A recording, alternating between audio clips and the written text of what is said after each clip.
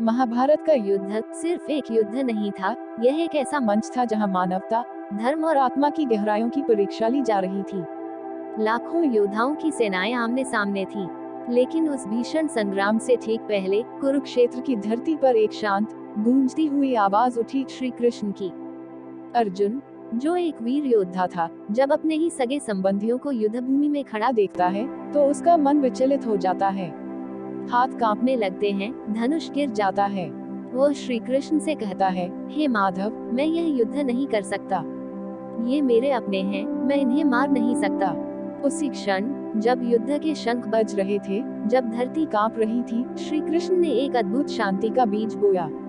उन्होंने अर्जुन को सिर्फ युद्ध की रणनीति नहीं सिखाई, बल्कि जीवन का सार समझाया, श्रीमद् भगवद गीता के माध्यम से।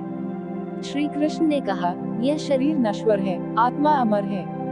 तुम जिस युद्ध से डर रहे हो, वो सिर्फ शरीरों का है। आत्मा ना मरती है, ना जन्म लेती है।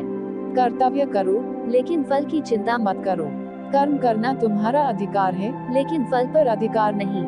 यही तो है शांति का मूल मंत्र। जब मनुष्य अपने कर्म को ईश्वर अर्पण करके करता है, जब वह मोह, क्रोध और अहंकार से ऊपर उठता है, तभी उसे भीतर की सच्ची शांति मिलती है।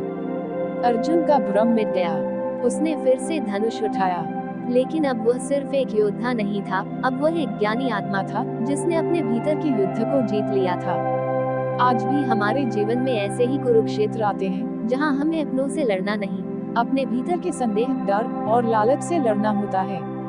गीता हमें रास्ता दिखाती है कि कैसे हम स्थिर चित्त बने, हर परिस्थिति में शांत रहें और अपने कर्तव्य को पूरे मन से निभाएं। शांति कोई बाहर की चीज नहीं है, वह तो हमारे भीतर है, और भगवद गीता उस शांति तक पहुंचने की सबसे सुंदर, सबसे सच्ची राह है।